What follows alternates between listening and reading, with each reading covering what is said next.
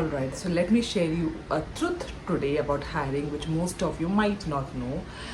In my 15 years of experience, I have worked as a hiring manager or a recruiter. I have hired people with not so perfect resumes, and they have outperformed candidates with perfect resumes. Sounds unfair? Hang on with me. I will tell you why it works. Most of us think that hiring is just based on the skill or whatever is written in the JD, but that's not the truth. If we think that, if I don't tick all the boxes, I am out. That's not the truth. 89% of the hiring fails in 18 months. That's the data that I'm talking about. It's backed up with the data. It's not just in hunch.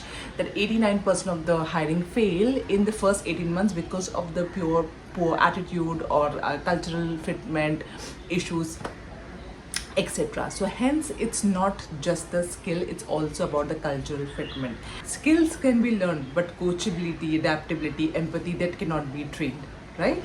So I'll give you real life examples. There are many such examples that I have seen in person, and I have hired, like I said in the beginning, right? I have hired people with less skills.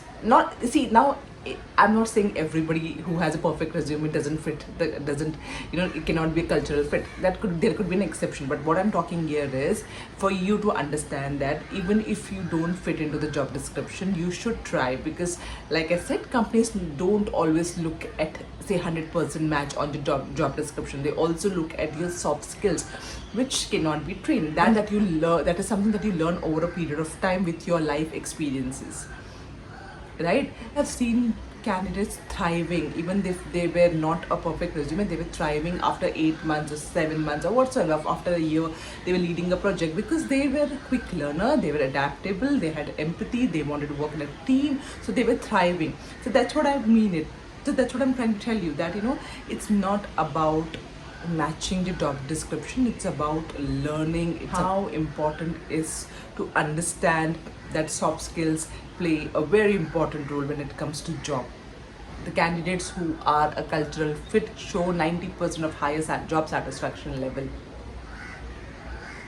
The 84% deliver better performance. So it's all about the data. It's not just my experience. Like I said, it's also about the data that is mentioning the same thing that I'm speaking. So companies prefer to hire, or they mostly hire, cultural fit candidates because their attrition level goes down. They see high performance, high productivity. Hence, as much as importance is given to skill, there's also importance given to the cultural fitment.